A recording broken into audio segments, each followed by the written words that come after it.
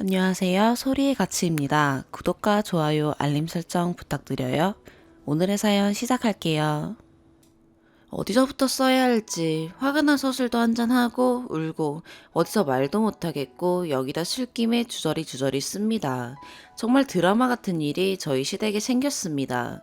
제가 결혼을 하고 얼마 있다가 시아버님이 쉽게 얘기해서 밖에서 아이를 낳아왔습니다. 당연히 집이 발칵 뒤집혔죠. 저는 남 부끄러워서 친정에는 아무 말 안 했고요. 그 아이는 잘 자랐습니다. 조금 더 얘기하자면 그 아이는 시댁에서 키우기로 했고 애엄마는 아이를 낳자마자 거의 도망가다시피 했고 나중에 알게 된 사실인데 시어머니에게 5천만 원 줬답니다. 그 뒤에 제가 임신을 했고 저희 부부에게는 현재 5살이 된 남아가 있고 저희 막내 도련님은 올해 7살입니다. 지금부터는 편의상 막내 도련님을 막내라고 쓰겠습니다. 그러다가 누구나 우려하던 일이 생기게 되었습니다. 시아버님이 돌아가신 겁니다. 그리고 얼마 뒤 시어머니까지 시름시름 앓기 시작하셨습니다. 이제부터는 여기에 다 안 써도 다들 짐작하시겠지만 전쟁 같았습니다. 결국 7세 막내를 저희 부부가 키우기로 했습니다. 그 결정의 과정을 모두 여기에 쓸 수는 없지만 저 역시 많이 울고 기도하는 고난의 날들이 있었습니다. 시댁 남매들 중 저희 부부가 가장 가정 형편이 좋습니다. 제가 친정에서 물려받은 재산이 조금 있어 저희는 다른 가족에 비해 부유한 편이라서 저희가 맡기로 한 겁니다. 물론 저의 친정 부모님도 난리가 아니었죠. 그런 힘들었던 과정은 여기에 다 쓰지 않겠습니다. 저희 집에는 아들 태어나서부터 지금까지 입주 베이비시터 이모와 같이 살고 있습니다. 이모님께 돈을 좀 더 주고 막내 도련님도 같이 봐주고 있습니다. 이모는 5일 일하시고 주말은 쉬시고 저와 제 남편이 아이들을 봅니다. 그리고 2주에 한 번 정도 주말에 친정 부모님이 저희 집에 오셔서 아들을 돌봐주시기도 하고요. 처음에는 친정 부모님도 정색을 하시더니 지금은 막내 도련님도 손주처럼 잘 대해주십니다. 사실 이 드라마 같은 일 때문에 남편과 몇 번 말다툼이 있었습니다. 제가 아이를 낳고 얼마 있다가 시어머니께 막내가 썼던 물건들을 잔뜩 얻어왔습니다. 같은 남자아이고 그래서 별 생각 없이 받아왔고 애야 워낙 빨리 자라니까 그냥 막내 거 말고도 다른 친구들 것도 좀 얻어왔습니다. 그랬더니 세상에 남편이 시어머니께 얻어온 막내 옷이니 뭐니 당장 내다 버리라고 소리를 지르고 버럭대서 한번 크게 다퉜네요. 그리고 작년 하반기부터 막내 도련님과 저희 가족이 같이 살게 되었습니다. 막내가 예절도 바르고 의젓합니다. 그 어린 게 저에게도 꼬박꼬박 형수님 하고 제 남편에게는 큰형님 그러면서 존대도 쓰고 제 아들도 마치 형처럼 살갑게 챙기기도 합니다. 큰 말썽 없이 잘 지내고 있습니다. 물론 아직 애기니까 가끔은 저한테 혼나기도 하고 뭐 평범한 어린아이입니다. 중간중간에 자꾸 눈치 보는 게 있어 사실 보고 있으면 마음이 짠하기도 하고 뭐 저는 그렇습니다. 작년에는 막내 유치원 문제로 한번 저희 부부가 엄청 크게 다퉜습니다. 2019년에는 막내 영어 유치원을 보내려고 했습니다. 저는 이왕 이렇게 된 거 잘 키우고 싶은 마음이었죠. 그랬더니 남편이 아직 우리 애도 영어 유치원을 못 보냈는데 저 새끼를 왜 영어 유치원을 보내냐고 너무 승질을 내더라고요. 그래서 제가 아직 우리 애는 어리니까 영어 유치원 안 보내는 거고 우리 애도 7살이 되면 영어 유치원 보낼 거라고 그러면서 크게 또 다퉜네요. 결국엔 지금은 영어 유치원 잘 다니고 있습니다. 이모가 그러는데 평소에는 제 아들을 그 어린 게 조카라고 엄청 챙긴다고 하더라고요. 사실 제 아들도 막내를 좋아합니다. 아직 천지분간 못하는 제 아들은 막내에게 삼촌이라고 했다가 형아라고 했다가 뭐 그러면서 엄청 졸졸 쫓아다닙니다. 문제는 제 남편입니다. 평소에도 사실 둘을 차별하는 게 느껴집니다. 물론 제가 그러지 말라고 남편한테 주의를 주긴 합니다. 그러다가 오늘 또 크게 싸웠네요. 오늘 남편이 무슨 모임을 갔는데 얼큰하게 취해서 집에 들어왔습니다. 아들이 먼저 쪼르륵 나가서 아빠 그러면서 안기더라고요. 저도 나왔고요. 그런데 조금 늦게 막내가 나왔는데 남편이 막내한테 짜증을 내면서 너는 뭐 하는데 형이 왔는데도 늦게 나오냐고. 그럴 거면 너네 집 가라고 그러는 겁니다. 제가 너무 당황해서 애한테 왜 그러냐고 그러고 남편은 또 화내면서 너는 왜 쟤만 감싸고 도냐고. 그러면서 결국 큰 소리 내면서 싸우고 막내는 죄송하다고 울고 아들은 형 우니까 따라 울고 뭐 난리였습니다. 남편이 성질 내면서 나갔는데 아까 시어머니께서 전화가 왔습니다. 집 나가면서 시어머니 병원으로 가서 자는가 보더라고요. 사실 오늘은 남편의 첫 사적 외박이네요. 저도 흥분한 애들 겨우 달래고 서재에서 그냥 조용히 술 한잔 하고 있는데 눈물이 왈칵 납니다. 이렇게 쓰다 보니 제 남편이 쓰레기 같은데 사실 남편은 저랑 연애하면서 최근까지 누구에게도 악한 소리 한 번 안 하고 저랑도 싸운 일이 없었습니다. 참 순하고 인성 올바른 사람입니다. 시아버님도 바람둥이 할아버지는 아니었고 명망 있으시고 참 좋은 분이었습니다. 어느 날 남편이 그러더군요. 자신의 롤모델은 아버지였다고. 인자하고 기품 있고 때론 엄하고 때론 친구 같은 아버지가 좋았다고. 자신도 결혼해서 아버지가 된다면 자신의 아버지 같은 아버지이고 싶었다고. 시아버지는 시어머님께도 참 잘하셨다고 합니다. 두 분 평생 사시면서 큰 소리 한번 안 내시면서 사셨다고. 근데 밖에서 아기를 데려온 순간 그 평생 봐왔던 그 모든 것이 한꺼번에 무너진 겁니다. 얼마 전 어버이날이었잖아요. 막내가 그림카드를 3개를 만들어 왔습니다. 형수님께, 큰형님께, 어머니께 이렇게 만들어 왔는데 너무 기특하고 마음이 아파서 제가 다음날 월차 내고 막내 데리고 시어머니 병실로 데리고 갔네요. 근데 그 조그만한 게 자기 엄마한테 그러더군요. 자긴 잘 지낸다고, 엄마 빨리 나와서 같이 살자고. 그러면서 그 고사리 같은 손으로 자기 엄마 손을 꼭 잡는데 제가 다 왈칵 눈물이 나더라고요. 누구 말대로 하늘로 머리 둔 짐승은 기르는 게 아니라고 하죠. 저도 불안합니다. 이렇게 저는 애틋한데 이 막내가 중학생이 되고 사고치고 학폭이나 끌려다니면 어쩌나, 아님 나중에라도 형수가 나한테 해준 게 뭐 있냐고 하면 어쩌나. 하지만 지금은 그 불안감으로는 어떻게 할 수 없습니다.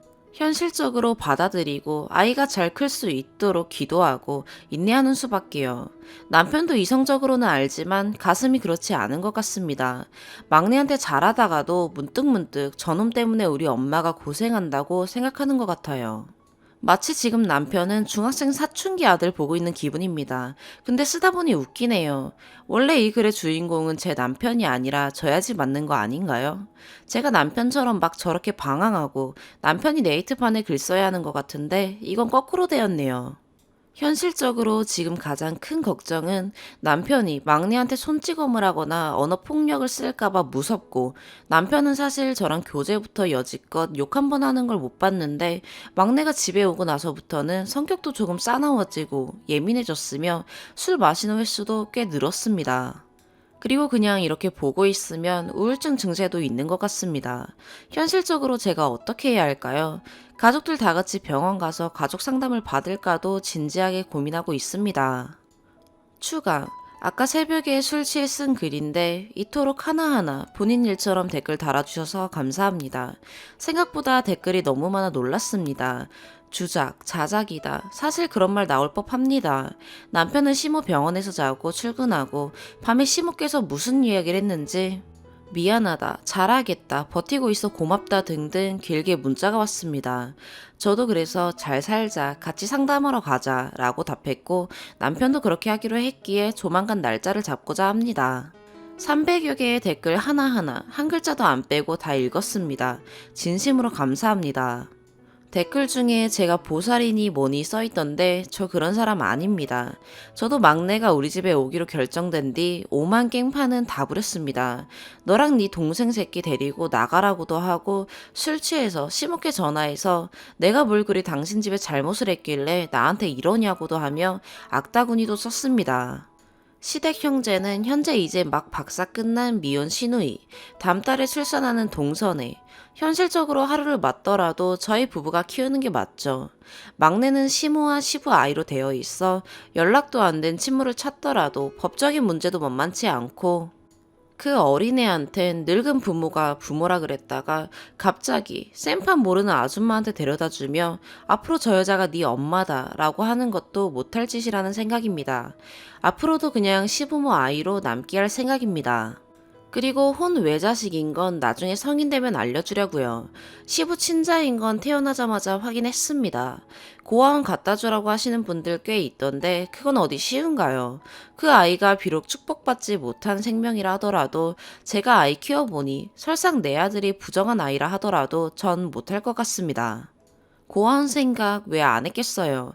사실 그냥 잠시 시모 다 나을 때까지만 형제들이 돈 모아 한 달에 50만 원씩 아이 이름으로 보내고 서울의 시설 좋은 고아원에 위탁하려고 했습니다. 근데 시모가 울면서 저한테 거의 빌다시피 했습니다. 애가 무슨 죄냐고. 그쵸. 다들 그러셨는데 애가 무슨 죄인가요? 새 남매 그동안 번듯하게 공부시키고 이만큼 사회생활 하게 해주시고 조금씩 재산도 물려주시고 했는데 부모님 은혜 갚는 셈 치고 막내를 잘 돌보는 것도 나쁘지 않을 것 같아요. 맞아요. 이 관계에서 제일 화나고 억울한 건 저와 제 아들이죠. 전 저희 집으로 오기로 한 날부터 해서 다이어트에도 안 빠지던 살이 8kg이나 빠졌고 아이 계획하면서 끊었던 담배도 다시 피우고 있습니다. 하지만 화내는 거 그만하려고요. 화내면 뭐가 더 바뀔 것 없을 것 같거든요.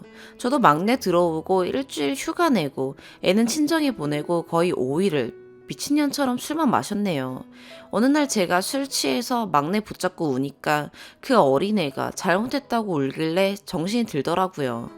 어리다고 모르지 않습니다. 저도 막내보다 어릴 때도 맏딸이라고 친가에서 엄마 구박받아 엄마가 울고 있으면 엄마한테 미안하다고 하며 울기 일쑤였습니다.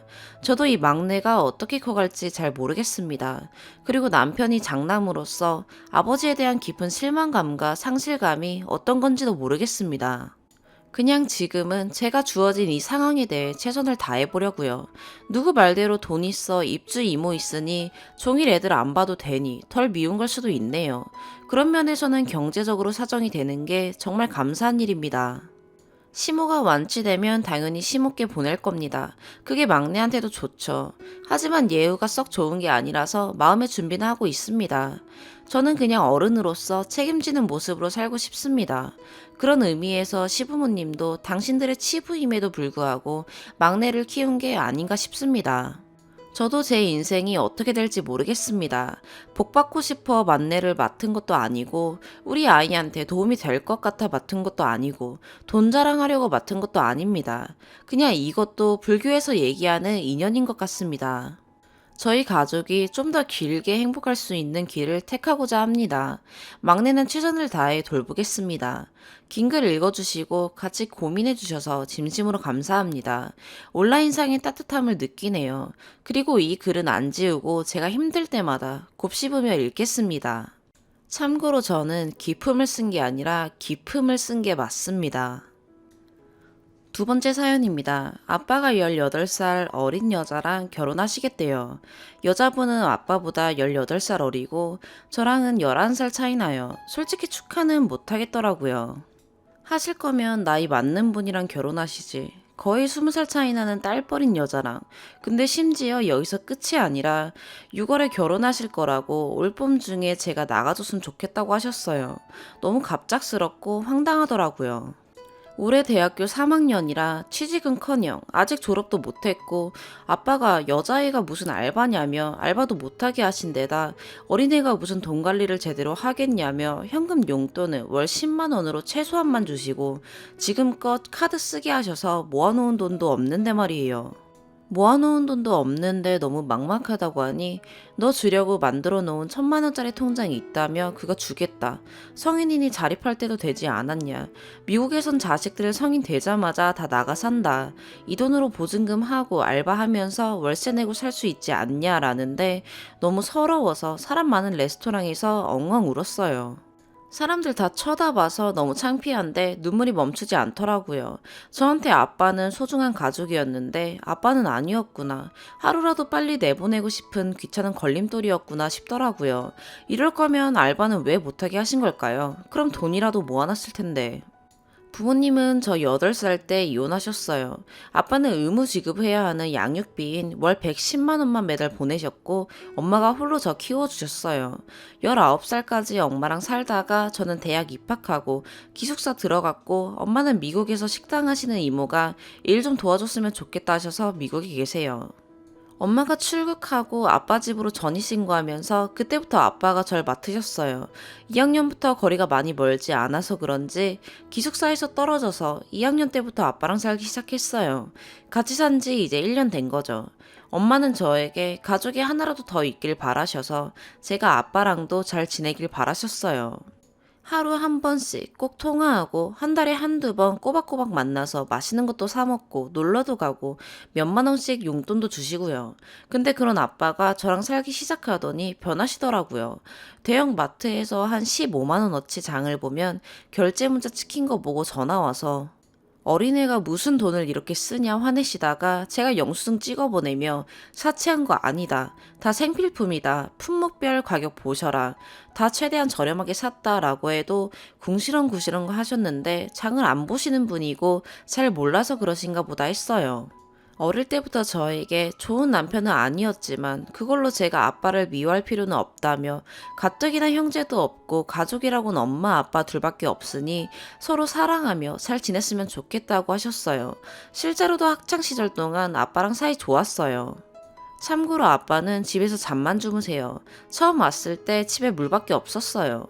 가끔 제가 저녁에 치킨이라도 시켜 먹을 때면 옆에서 아빠는 하루 종일 일했는데 팔자 좋네? 이런 식으로 두 마디 하시고요. 그때까진 그냥 회사 일이 힘드신가 보다 했는데 지금 생각하니 가끔 용돈이나 5만 원씩 쥐어주면 되던 학창시절과 달리 제 생활비를 감당해야 하니 그게 아까웠던 거구나 싶어요. 대기업 20년 넘게 다니면서 많진 않아도 부족하지 않게 버시고 외제차 끌고 다니고 매 주말마다 골프 치러 다니시는 분이 자식 입에 들어가는 건 아까우셨나 봐요. 레스토랑에서 혼자 나와서 길거리에서 엉엉 울면서 엄마한테 전화하니 엄마가 곧장 아빠한테 전화해서 하나 있는 딸한테 못됐던 아빠 노릇 해보라고 기회 줬더니 네가 사람 새끼냐? 라며 난리가 나셨고 당장 한국 들어오시겠다 하시더라고요. 이번에 아빠가 어떤 사람인지 아빠에게 제 존재가 뭔지 확실히 알아서 영 끊고 안 보고 살기로 했습니다. 딸 자식 버리고 대신 드리는 그 18살 어린 여자분이랑 평생 깨 볶으면서 잘 사셨으면 좋겠네요. 엄마 귀국하시고 집 구하는 대로 엄마랑 같이 살기로 해서 당장 필요 없는 짐부터 조금씩 정리 중인데 아빠가 방금 박스 테이프 던져주고 가셨거든요. 바닥에 툭 떨어져 있는 박스 테이프가 왠지 저 같아서 갑자기 눈물이 펑펑 쏟아져서 서러운 마음에 주저리 적어봤습니다. 앞으로는 아빠 생각 안 하고 엄마랑 행복하게 재미나게 살려고요. 그래도 엄마한테는 소중한 딸이니까요. 길고 두서없는 글 끝까지 읽어주셔서 감사해요. 팬분들 모두 좋은 주말 되시길 바랍니다. 추가. 그냥 서러운 마음에 방바닥에서 주저리 쓴 글이었는데 자고 일어나니 생각보다 너무 많은 분들이 읽어주셨더라고요. 위로해주신 분들, 조언해주신 분들 다들 정말 감사합니다. 댓글 보다 보니 감사 말씀도 드리고 싶고 저 스스로도 덧붙이고 싶은 얘기가 있어서 추가해요. 먼저 저희 엄마도 당신 인생 살려고 아빠한테 떠넘기고 미국으로 간 거 아니냐고 하시는데 저 대학 들어가자마자 미국으로 가신 건 아니고 저 1학년 2학기 막 개강했을 때쯤 이모가 땡땡이도 기숙사 갔고 혼자 심심할 텐데 땡땡이 졸업할 때까지 미국에서 식당 일 좀 도우면서 같이 여행 다니는 거 어떠냐고 연락 주셨어요. 이모는 싱글이세요. 멋진 싱글이라 해야 될까요? 엄마는 제가 방학에도 기숙사에 있는 것도 아니고 기숙사에 떨어질 수도 있는 거라 걱정하시면서 아빠랑 저한테 의견을 물으셨어요. 아빠는 좋다고 저랑 같이 못 살아서 아쉬웠다고 흔쾌히 동의하셨어요. 저 학생 때 아빠가 내내 아빠 집 쪽으로 전화 가서 아빠랑 살면 안 돼? 여기서 새 친구 사귀면 안 돼? 이런 말 많이 하셨어요. 저도 아빠랑 같이 살아보는 것도 좋고 젊은 시절 혼자 저 키우느라 여행 한번 못 가보신 엄마가 좋은 경험 하셨으면 해서 꼭 가시라 했어요. 그래서 1학년 2학기 마치고 아빠랑 겨울방학부터 학과했고 2학년 기숙사 떨어져서 쭉 같이 살게 된 거고요. 같이 미국으로 가지 그랬냐는 분들이 계시는데 엄마는 그냥 이모 도와드리고 여행 겸 해서 간 거고 현재 작은 상가 건물 하나 월세 받으며 지내시는데 그것도 평생 첫째 이모께 맡길 수도 없어서 길게 안 있고 저 대학 졸업하면 바로 돌아오실 예정이었어요. 참고로 해외 계시는 동안은 첫째 이모가 대신 관리해 주셨어요. 미국 이모랑 다른 이모입니다. 하지만 이번 일 때문에 그 시기가 조금 당겨지긴 했지만요. 그리고 가장 하고 싶었던 얘기예요. 연 끊고 나서 아빠한테 계속 손 벌리지 말라고 하시는 분들도 계시는데 먼저 이 부분은 아빠보다 엄마가 더 여유로워 굳이 아빠 얼굴 보며 돈 달라고 할 일 없을 것 같고요. 엄마는 한 게 뭐 있냐? 아빠가 양육비 지급하고 1년간 먹여 살려준 건 왜 생각 안 하냐 하시는 분들에게 답해드리자면 그걸로 할 도리를 다 했다기엔 아빠가 저희 엄마한테 빚진 게 너무 많아요. 첫 번째는 아빠가 빚이 있다고 거짓말 치고 생활비를 전혀 지급하지 않았어요. 결혼 초기에 아빠가 결혼 전에 지은 큰 빚이 있어서 빚 갚고 나면 남는 게 없다고 정말 미안하다고 엄마한테 무릎 꿇고 울면서 비셨대요. 그래서 엄마는 저 먹여 살리고 생활비를 벌기 위해 온갖 잡일을 도맡아 하며 지내셨고요. 근데 그게 모두 거짓이었던 거죠. 빚은 있지도 않았고요. 아내가 뼈 빠지게 온갖 잡일하는 걸 옆에서 지켜보면서도 거짓말 치고 그 월급은 모두 당신 용돈으로 쓰셨던 거죠. 둘째는 아빠도 엄마한테 얹혀서 사셨어요. 첫 번째 사건을 계기로 두 분 사이는 완전히 틀어졌고 각자 돈 쓰며 말 한마디 안 하고 정말 공간만 쉐어하며 사셨어요. 다행히 제가 어린이집 한참 다닐 때쯤 엄마가 차리신 식당이 대박이 나셨고 유치원 때 70평대 큰 집으로 이사 갔어요. 일단은 부부니 아빠도 같이 왔어요. 물론 각방이었지만요. 생활비는 여전히 안 내셨고요. 결혼 생활 내내 돈 한 푼 안 쓰신 거죠. 엄마 집에서 먹고 자고 하면서요. 셋째는 아빠가 나갈 때 엄마한테 8천만 원을 받아서 나갔어요.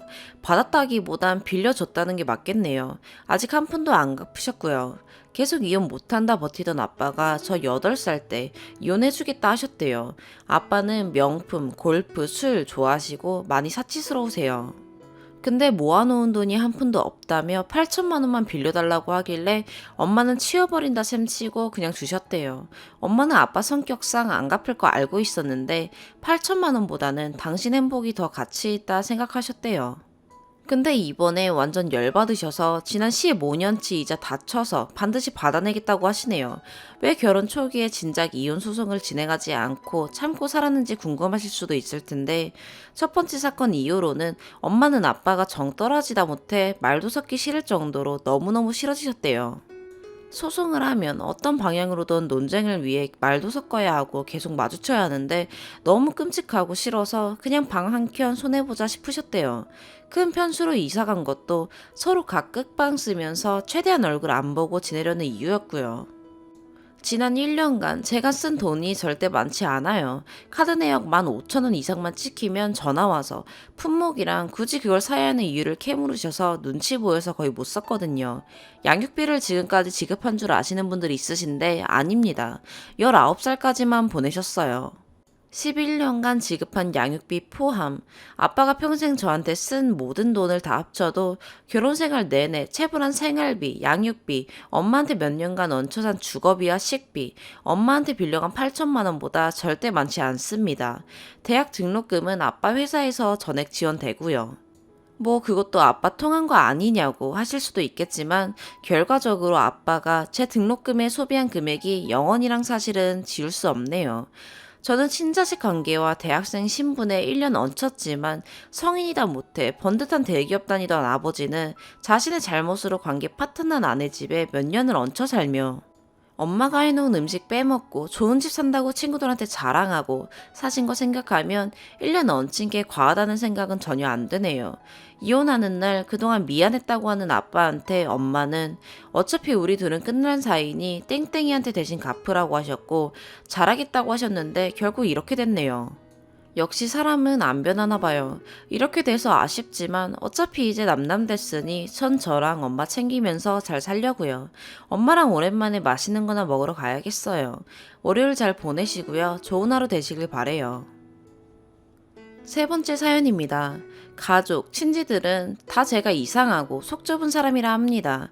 아무리 싸웠어도 가족끼리 연을 끊는 게 말이 되냐며 결혼식을 안 가는 건 말도 안 된다며 참석하라고 강요합니다. 물론 동생도 그렇게 말하죠. 싸우게 된 계기 먼저 말씀드릴게요. 저랑 동생은 쌍둥이입니다. 쌍둥이이다 보니 다른 형제자매들보다 더 많이 부딪히고 싸우며 자랐습니다. 그래도 여는 가족처럼 돈독한 평범한 남매 사이였습니다. 저랑 동생이 고3이던 시절 동생은 실업계고 저는 인문계여서 제가 많이 예민하던 시기가 있었습니다. 혼자 예민했지 가족들에게 눈치 주거나 짜증낸 적은 없습니다. 새벽에 학교 가서 밤 12시에 돌아왔기 때문에 애초에 집에 있는 시간도 거의 없었지만요. 동생이 자전거를 가족과 상의 없이 중고로 사온 적이 있었습니다. 자전거를 둘 곳이 없어서 집 안으로 가지고 들어와서 신문지를 깔아놓고 제 방 앞에 뒀습니다. 밖에 놔두면 훔쳐가고 마땅히 둘 곳이 없었습니다. 제가 싫다고 반대했지만 이미 산 걸 어쩌겠냐는 동생의 말에 어쩔 수 없이 동의 아닌 동의를 했었는데 새벽에 나오다가 자전거에 걸려 넘어지면서 다리가 부러진 적이 있습니다. 고3이고 공부가 정말 중요하던 시기에 다리를 다치니 당연히 공부에 지장이 생겼겠죠. 이때 정말 크게 싸웠습니다.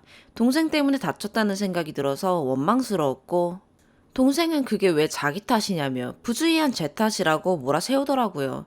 깁스를 하고 낑낑거리며 재활치료를 받고 야자를 빼고 걸어오는데 동생이 친구들과 지나가다가 더운 여름날 목발 짚고 낑낑거리는 저를 보고도 아무렇지도 않게 지나가더라고요. 상식적으로 가방이라도 들어줘야 하는 거 아닌가요? 그 작은 사건 이후로 저는 마음에 큰 상처를 입었고 남들이 보면 유치하다, 사소한 걸로 왜 그래야 할지 모르지만 사람마다 느끼고 받아들이는 상처의 크기는 다르니 너무 뭐라고 하지 말아주셨으면 합니다. 그 이후로 저는 동생을 가족처럼 생각 안 했습니다. 성인이 되고 대학교에 가면 인연을 끊을 거라 다짐했죠. 대학을 집에서 통학했지만 동생이 군대에 가서 부딪힐 일은 없더라고요. 근데 동생이 군대에 있을 시절 월급이 너무 짜더라고요. 아무리 인연 끊겠다 다짐했어도 월급이 너무 작으니 휴가를 받아도 집에 오는 교통비만 10만 원이 넘으니 부담스러워하고 안에서 간식도 잘 못 사 먹는데 안쓰러웠습니다. 대학 다니며 알바해서 학비랑 용돈을 집에서 손 한 번 안 벌리고 혼자 해결하고 있던 저였지만 매달 10만 원씩 동생에게 보내줬습니다. 아버지가 안 계시고 어머니도 어렵게 돈을 버시다 보니 제가 도울 수밖에 없었습니다. 동생이 정말 고마워하더라고요. 나와서 울면서 저에게 정말 고맙다고 말하길래 저도 마음이 살짝 풀어지긴 했습니다. 그래, 가족이니 이해하고 내가 용서하고 살자라고 생각했습니다. 동생은 운 좋게 군대 제대하자마자 대기업 계약직으로 들어가게 됐고 보너스 포함해서 거의 300만 원 가까이 받으며 일을 하게 됐습니다. 그리고 저는 그때 당연히 졸업 후 모아둔 돈이 없었죠. 학생이었고 번 돈은 모두 학비와 용돈으로 들어갔으니까요. 저는 더 배우고 싶은 게 생겨서 고용노동부에서 카드를 발급받아 학원을 다니기 시작했습니다. 학원을 다니는 동안은 일용직 알바라도 하면 안 된다고 하더라고요. 어느 정도 교통비는 나왔지만 그걸로 생활이 안 되잖아요. 그래서 제가 동생에게 부탁을 했습니다. 미안한데 한 달에 15만 원씩 내가 학원 수강하고 2달 하고 취업 준비하는 한 달 해서 총 3달만 좀 도와주면 안 될까? 라고요. 자존심이 세서 누구한테 그렇게 돈 빌려본 적도 처음이고 대학 다니며 단 한순간이라도 엄마에게 손 빌린 적 없던 저입니다. 근데 동생이 하는 말이 미안한데 나도 좀 쪼들려서 랍니다. 동생이 그 당시에 자취를 하고 있었고 차도 샀을 때라 이리저리 돈이 많이 들어가는 모양이더라고요. 근데 그래도 섭섭했습니다. 대충 동생의 생활 패턴과 월급을 알고 있었습니다. 차 할부금, 월세, 공과금, 생활비, 적금 내고도 사실 돈이 제법 남을 텐데 15만 원씩 3달만 도와달라는 게 그렇게 어렵나? 라는 생각에 너무 섭섭하고 군대에 있을 때 나도 나 입을 거 먹을 거 안 해가며 동생 용돈 묻혀주는 생각도 나고 여러모로 마음이 복잡하고 그랬습니다.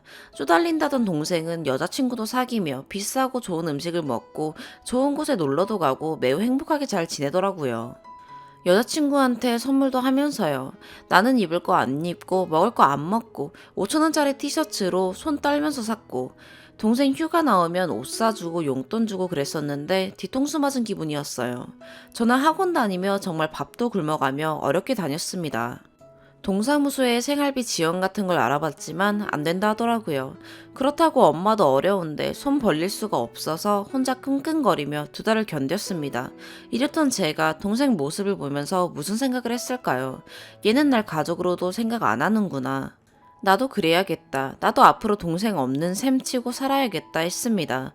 동생 번호를 지우고 엄마에게도 난 앞으로 동생 없는 사람 취급할 테니 엄마도 알고 있으시라 말씀드렸죠.